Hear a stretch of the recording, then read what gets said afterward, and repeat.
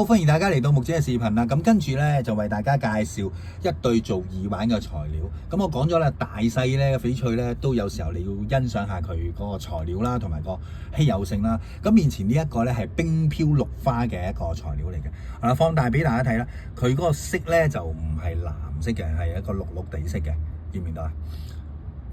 佢有少少色咧，令到佢有時候咧反出嚟個色咧仲更加靚嘅。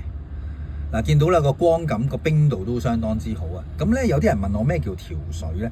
調水就係透過佢嘅設計啦，後邊做咗個雕刻啦，窩大少少個窿啦，令到佢產生折射個光感咧係更加強烈嘅。係啊，咁呢個你見到個光感本身嘅材料都係靚嘅，係冰飄蘭花咁做咗個調水之後，效果更加理想。咁呢對耳環咧係可以適合做包廂啦，或者係做一個耳環嘅一條鏈上高，因為上高有個窿仔嘅，見到啊？呢度見唔見到啊？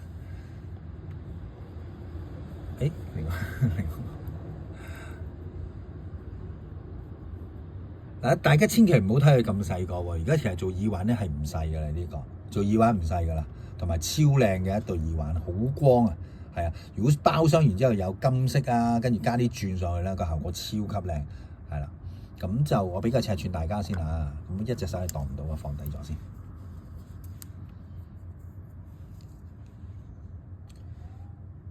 13.9、7.6，厚度係4.3㗎，唔細嘅呢個葫蘆仔，係啊，福祿葫蘆，係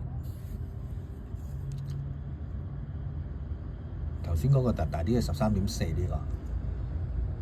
7.6頭先嗰個，而家7.5，高度差唔多，4.3、4.4呢個，係啊，嗱，側光都望到幾透啊，幾冰啊呢個色，啊，完美嘅呢個，嗱，超靚啊！呢個如果你話做出嚟自己戴或者送人，個效果都超理想啊！係啊，啲金鋪賣好貴啊！呢對嘢嗱，見到啊，泛出嚟嗰色咧有啲綠綠地嘅底色啊，因為佢其實本身係好冰嘅，咁因為佢有少少嘅底色，再加埋佢又泛咗啲綠花啦，咁嗰啲綠花咧就會有啲反色嘅效果，翻色翻種去翻咗個色嘅效果，見唔見啊？幾光哦，光度啊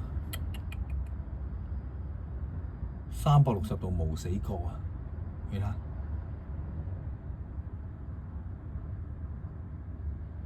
好啦，介紹到呢度啦，希望你哋鍾意啊！